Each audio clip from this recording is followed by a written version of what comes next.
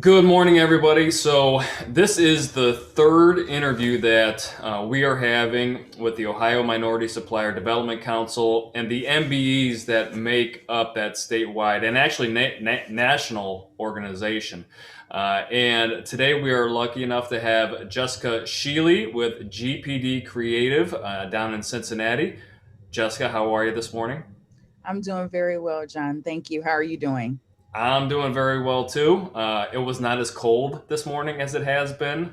Still needed to run the defrost a little bit, but all in all, I think we're doing pretty well. I would assume that you're a little bit warmer down in Cincinnati. The weather in Cincinnati can be a little bit tricky. So you never know what you're going to get when you step outside. All righty. But it is feeling a little bit warm. The sun is shining, so I won't complain. All right, I like that. And you know what's actually interesting is as we look at um, who we've had on in this interview series so far, we have had Sudarshan up in Cleveland. We've had Zulene here in Columbus, and now Jessica kind of completes the 71 corridor down there in Cincinnati. And I actually think that that's one of the beautiful parts about MSDC being a statewide agency is that you have access to not just this community from a location standpoint, but a really broad and diverse group of partners and business owners that span every industry, every age group. However you can define diverse, that's what it makes up. I was wondering just about your feelings about MSDC and how you got started with that group. Yes, absolutely. So, GPD Creative Agency has been a part of the Ohio MSDC, NMSDC network now for about 2 years. And I originally became introduced to the network after having serving at an organization that was also a minority and woman led company. And so that was my initial introduction into it. And then when I began my journey as a full time entrepreneur business owner, I definitely wanted to explore the avenue of becoming a certified minority owned business. Already having the understanding of what it meant, having a little bit of an inside introduction into the events and the activities that the organization puts on, and so I really wanted to pursue the certification. And so it has been a continuous process, really. It's one of those things is, you have to work it in order for it to work. So it's been a great experience thus far, really meeting other MBEs and also meeting corporate members and learning how we can bridge the opportunities between MBEs and corporations. Yeah, that's great. And I guess Jessica, I'd take a step back. Is could you just give us a little bit of background about how you got to this point, especially with GPD? Absolutely. So, GPD stands for Green Pasture Designs. We are a creative agency that specializes in creating a professional and high converting digital presence for small businesses and nonprofit organizations. We were established in 2015. I founded the company after taking a year long journey, I'll say, of self discovery, where I traveled around the world to 11 countries in 11 months. Hmm. And after that incredible life changing experience, I was coming back to the States and knew that I wanted to come back in the role of an entrepreneur business owner so that I could use my passions and the skill sets that I had developed over the past previous 10 years to assist other business owners who, have dreams of building great businesses that are maybe purpose driven businesses, but don't want to spend sleepless nights building websites and creating logos. And so that was really why our organization has been created. And we've been very fortunate to serve several organizations. Some familiar names here in Cincinnati are the Cincinnati NAACP. We've done some work with the Greater Cincinnati Waterworks Hmm. and some other local organizations as well. And we serve organizations nationally and worldwide. So hold on, worldwide. Where's the farthest away that you've worked with a client? The fifth or no, Cambodia. Uh, and Cambodia is and the how furthest did you away. get that client? So that client actually was a product of my journey that I took in 2014. Really, the organization that I partnered with in doing that mission trip, they really wanted the folks that traveled abroad to partner with organizations that are already in existence. And so I was able to use that opportunity while I was serving to really understand what the needs of that particular organization was. And they really had a drive and a push in their local community in Cambodia to teach the community English. Mm. And so I was able to assist in some website things, some actual signage and graphics things. And so, with the new world that we're living in, and how fortunate we are to have technology, it really has broken down the barriers of geography, if you will, so that we can reach people not just in our local town, but nation and international wide. Jessica, I had a list of things for us to talk about today, but as you keep talking, I wanna scrap that whole list and just and go with what you're focusing on. So, with that said, the past year, have you found it to be an uphill climb for you in GPD, or were you already ready for this remote and no boundaries type of business model? Yeah, so I would say we were in a position that we could hit the ground running in this kind of virtual new wave of business model. We had already been a 100% remote organization, and so not very much changed with the impact of COVID from an organizational standpoint as far as how we work. But it definitely um, impacted our organization as far as making sure we still had that cultural piece, the human touch. So we have weekly check-in meetings. I also have one-on-one meetings weekly with each of my team members just to make sure to get a pulse on how they're doing, any questions. And so we've really been able to take it in stride, being in different locations. Okay, very good. And I assume that your employees came to GPD knowing the remote nature of work. Yes. Okay. Yes, that's something that we are very upfront with from the beginning, that we are a 100% remote organization. We have been very fortunate to have amazing team members who are very disciplined and focused in each of their areas of expertise. And that is kind of my leadership model, is really to find people who are passionate about a certain area that our organization maybe needs help with, so that it really doesn't become a job per se, because this is already something that they are focused on. And really what we aim to do is find folks who are in alignment with what our mission is, what Mm. we seek to do.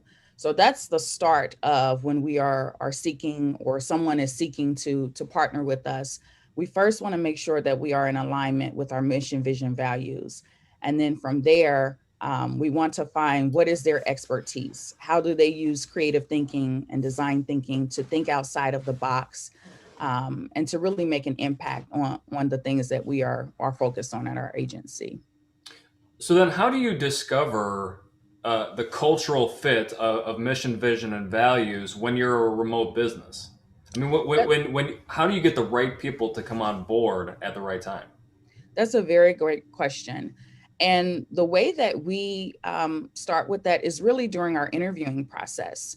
So we have developed, I would say, kind of a robust interviewing process where it's not just one interview. We have incorporated a values driven interview into our interviewing process. It's really an opportunity for us to get to know folks, understand what's really important to them in their life, and see how that aligns with our organizational mission. So outside of a standard interviewing process where we are focused on skill set, are you able to actually do the job? We want to first align from a mental standpoint, from a values driven standpoint as well. And what does that search process look like? Are you going through the normal avenues for this, or is this a set up networking plan that you have to go and find the right people? Yes, so it is a lot of outbound as well as inbound. So our outbound avenues are kind of the traditional LinkedIn platforms, where we do a lot of networking there. Not as much as your Indeed or Career Builder, but I would say more so of LinkedIn. We've also harnessed the power of social media when searching for folks who may be interested in joining our organization. And then we've also been very fortunate for people to actually recommend people. Mm. They know the work that we're doing. So, similar to the word of mouth aspect for someone referring a potential client to us, we also get referred to for from universities, with students maybe seeking internships. So that is how we've been able to attract some great talent. So one of the things that you haven't said the word, but one of the things that I'm hearing is that you are very intentional about how you plan to build and add to GPD, and whether it's referrals or it's LinkedIn or any of the other platforms, it doesn't just happen overnight, right? I'd assume you would agree with that, and you really have to think about where you're going in order to be able to get the right people to be coming into that funnel. Absolutely. Intention is everything, strategy is everything. I think it's become sort of a cliche word. However, it's something that's really needed. If you don't know, when you're getting into your car in the morning, if you don't have a destination, you don't know where you're going, you're just going to be driving around wasting gas. And so I take that same mind state with business. We focus on the high level goals. Where is it that we want to go? What is it that we want to see? What's the impact that we want to make in the world? And we get really focused on that, and then use that to really attract the like-minded people who are also focused and purpose driven towards that same mission in life, to join us. So that's how we kind of set the stage for our organization. Okay. And I know that I had asked you this question before we started here today, but in my research, GPD has a lot of interns, or you use interns to further your business. What is your view on the internship experience, whether it's industry wide or specifically with GPD? Yes, that's a great question. We have had a wonderful internship experience, and I credit it to our interviewing process as well. Just because they're students doesn't mean that they don't have values or aren't thinking about those types of things. So we incorporate the same interviewing process. But the thing that I think I personally like most about working with students and interns is their energy, the young talent, the ability to think outside of the box. They haven't had a lot of experience, which some people may think that that's a negative. I actually view that as a positive, because they're fresh minded. They don't have all of the stereotypes and kind of they haven't been in the corporate America setting so much. So it's still kind of new and fresh, the way that they think. And I appreciate that, especially in the field of technology, because it's a field that is ever changing. And so you constantly have to be thinking about what's next. How can we serve people better? How can we digitize empathy? That's something Mm. that we've been talking about a lot at our organization. So I found that working with young people has really helped me as a leader to find out, okay, what's up and coming, what's new, what are folks talking about. And really quickly, I'll share, we recently did a rebrand late last year. And so I had the opportunity to ask our students what they thought of our brand. And the feedback, John, it was phenomenal. When you're in an organization and you're living it and breathing it every day, you kind of know how, what you think people think about you or what you think about the organization. but it's great to hear the feedback from others on how they perceive your organization. So being able to be in a situation like that where we can use that young talent, get their feedback on how they view the brand, how they see it in 10 years, 15 years, is really invaluable. That's very interesting. So we had a couple questions come in via the chat, and I wanted to summarize those. The first was 11 countries in 11 months. Is this something that you planned out, or was it part of a bigger program? So it is something that I set out to do. Okay. However, I found an organization who already had the work going on. That organization's name is Adventures and Missions. They Okay. are a nonprofit organization based in Georgia, and they mobilize several different mission trips.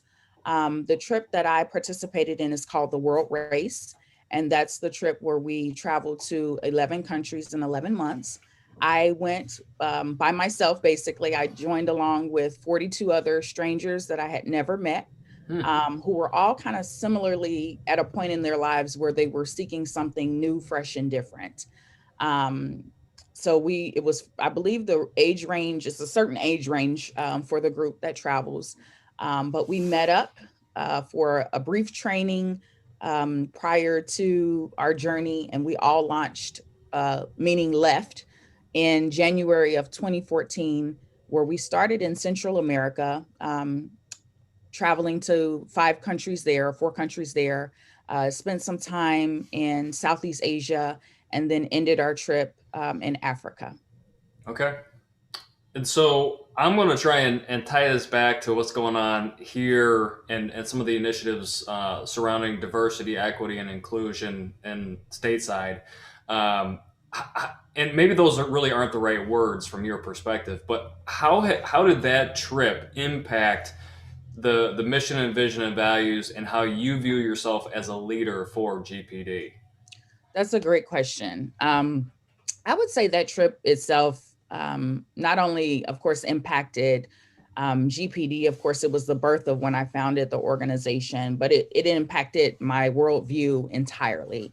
I took the trip in 2014, but I still carry a lot of, the lessons, the life lessons that I learned. I actually put it into a book that I won't talk about the book, but one of the lessons that I talk about in the book is from the very first country we traveled to in Guatemala. And really quickly, we are the team that I was with. One of the tasks that we had to do was go to the city dump in Puerto Barrios, Guatemala. And there are actually families that live in this condition. So they receive their food, their clothing, the children, the toys that the children play with. All of that came from the city dump. That experience greatly changed my life. As you'll see on our background, our two primary business pillars are sustainability and social justice. So when we talk about sustainability, I always think about that experience because we are very fortunate here in the States with all the things that we have. But I'm also thinking about how can we do more with less? How can we preserve our planet? We're coming off the hinges of April, celebrating Earth Month and Earth Day. But this is something that we are passionate about 365 days of the year. I always say, what good is our planet if we don't have our people, and vice versa. So we're really focused on people and planet. And that trip was definitely the starting point of waking me up to the notion of, our resources and how can we be more sustainable? How can we impact our where we are locally as well as our Yeah. world?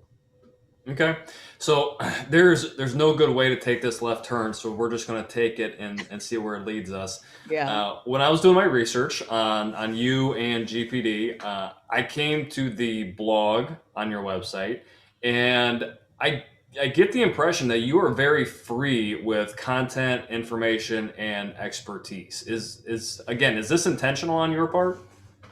Can you explain to me what you mean by free in that realm? That you are willing to give away or state your opinion or state your beliefs on any given topic so that other people can access those and implement those in their own life. Thank you for the clarification. That's absolutely correct.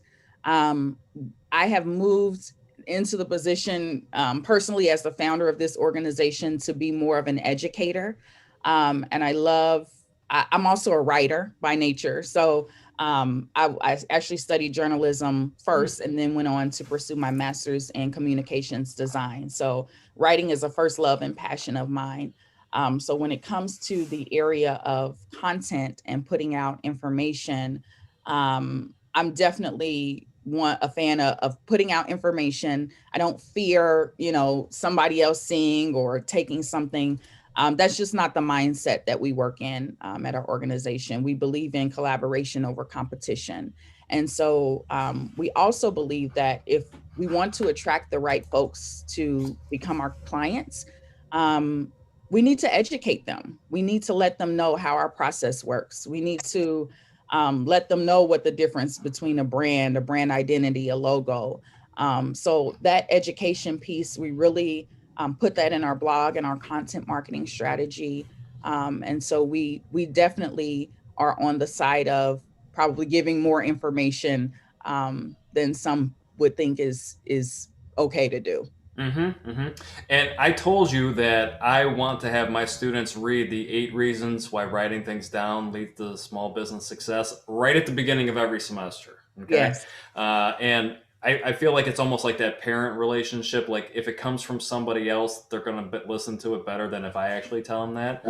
Are there any other areas, any other posts that you would point people to that you are really proud of or that you think have an exceeding amount of value? Yes. So there is an older post. I have it up by my computer just so I make sure I don't botch it. It's C plus. It's an older post. Let me just get to it so I don't mess it up. But it's basically talking about consistency. And many people are often asked, there's all of these different things you can do. C plus R equals a capital R. That's the name of our blog. It's if you have to do a little bit of digging to the second page to get to it. But it's talking about how to get brand recognition in the marketplace. I would point that out because there's all kind of different tools, platforms out there, but the main component of getting your brand out there and visible is consistency. People want to see that you are consistent. And it goes across the board, not just based on how your brand looks, but how people are treated when they first engage with your company throughout the entire process. And so I think that would be definitely a blog that folks should check out on our site. And this is the one that says the number one element of a successful brand, right? That's correct. Okay, I'll make sure and link to that when we wrap up here today. So let's talk about students real quick and people that want to get into entrepreneurship. Because I got the impression that this was not your first career move. Is that right? That's correct. That's Okay, so correct. how did you decide to get into entrepreneurship and what points or what steps would you give to someone who's looking to do the same move?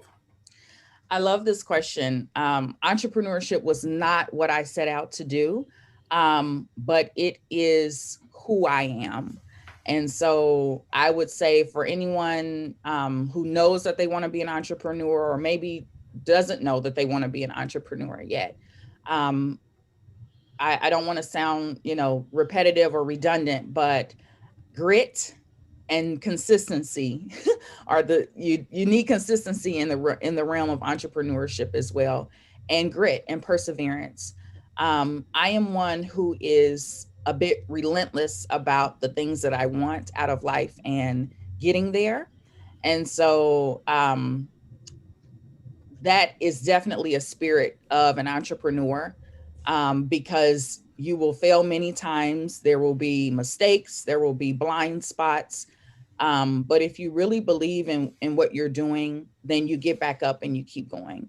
And that's really what my why is. I became an entrepreneur for the freedom. I became an entrepreneur for the legacy. I have a daughter, and so I want to be able to leave something behind for her and for my family. So those are kind of my personal reasons of why I became an entrepreneur. And now that I'm in the field, I absolutely love it. I have become sort of unemployable, if you will, Yeah. just because even on the bad days as an entrepreneur, for this is for me personally, it still outweighs, you just can't put a price tag on having the freedom to work for yourself, being able to make decisions, learn so much. I'm a sponge. I'm a lifelong learner. And so I don't know all the answers, and I'm constantly learning. And being an entrepreneur really forces you to do that. Okay.